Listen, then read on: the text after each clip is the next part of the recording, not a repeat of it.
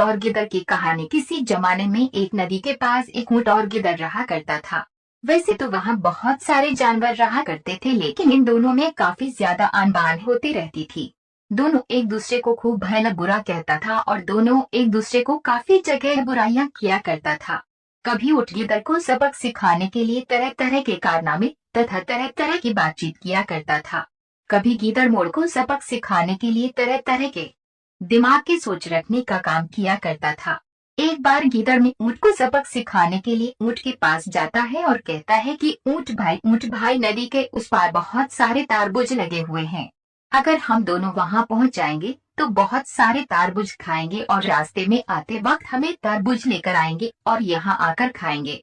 ऊंट गिद्ध की बातों में आ जाता है और फिर कहता है कि तुम सही कह रहे हो, चलो हम सभी लोग, मतलब कि हम दोनों नदी के उस पार जाकर अच्छी अच्छी और ताजी तरबूज लाकर खाएंगे। अगली सुबह दोनों ऐसा ही करते हैं। वह तरबूज लाने के लिए नदी में कूद पड़ता है और तैरकर नदी के उस पार जाने लगता है। ऊंट को नदी में कूदने से पहले गिद्ध उनसे कहता है कि मुझे तो पानी में तैरना नहीं आता है, ऊंट भाई आप ही कुछ कर सकते हैं। तभी ऊंट कहता है कि मेरे भाई तुम व्यर्थ में चिंता मत करो, मैं तुम्हें अपनी पीठ पर बैठाकर नदी के उस पार लेकर जाऊंगा। उसके बाद हम दोनों मजे से अच्छी अच्छी और मजेदार मजेदार तरबूज खाएंगे। ऊंट गिद्ध को की पीठ पर बैठाकर नदी के उस पार लेकर जाता है। फिर दोनों मजे से तरबूज खाने लगते हैं। तरबूज खाने के बाद गिद्ध बहुत जोरों से चिल्लाने लगता है।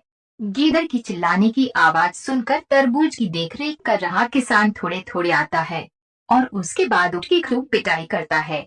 यह सभी देखकर गिद्ध किसी पेड़ के पीछे छिप जाता है और पीछे छुप कर ही ऊंट की पिटाई का मजा लेता है।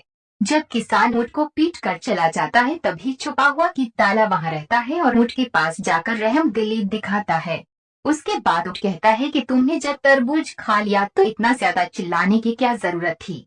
तुम्हारे चलने की आवाज सुनकर ही वो किसान मेरे पास आ गया और मोदी पिटाई करने लगा है। इतना कहने के बाद गिद्ध कहता है कि जब मैं तरबूज खा रहा था तो मेरी पेट भर गई थी यार, जब मेरे पेट भर जाती है तो मैं इसी तरह से चिल्लाता हूँ। उसके बाद वह कहता है कि चलो आप हम लोग अपने घर की तरफ नदी के उस पार चलना चाहिए। फिर उसके बाद ऊंट अपनी पीठ पर गिद्ध को बैठाकर नदी में तैरते हुए आने लगता है। जब नदी के बीच में आता है तो वह नदी में डुबकी लगाने लगता है। यह सभी चीजें देखकर गिद्ध कहता है कि क्या बात है, पानी में इतनी ज्यादा मस्ती क्यों कर रहे हैं। उसके बाद ऊंट कहता है कि जब मेरा पेट भर जाता है और मैं जब पानी पर जाता हूँ तो मुझे डुबकी मारने की आदत हो जाती है। ये बात सुनते ही गिद्ध को सभी बातें समझ में आ गई थी कि वे उसका किए का बदला ले रहा है।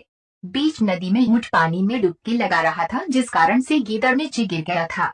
जैसे तैसे करके जीवन पानी से बाहर निकल आया था और बाहर आकर वो से क्षमा मांगा हो रहा कि आगे से मैं बिल्कुल भी ऐसा कार्य नहीं करूँगा। तभी ऊंट ने कहा है कि तुम किसी के साथ चल कर सकते हो, याद रखना कोई भी तुम्हारे साथ चल कर सकता है, इसीलिए जितना तुम सा सकते हो किसी के साथ उतना ही मजाक करना। ऊंट की क्या बात है दोनों को पूरी तरह से समझ आ गया था और फिर अगले दिन से वे दोनों एक साथ अच्छे मित्र के साथ साथ एक अच्छा परिवार भी बन चुका था। वो हमेशा एक दूसरे के साथ रहा करता था और एक दूसरे के दुख तकलीफ में मदद किया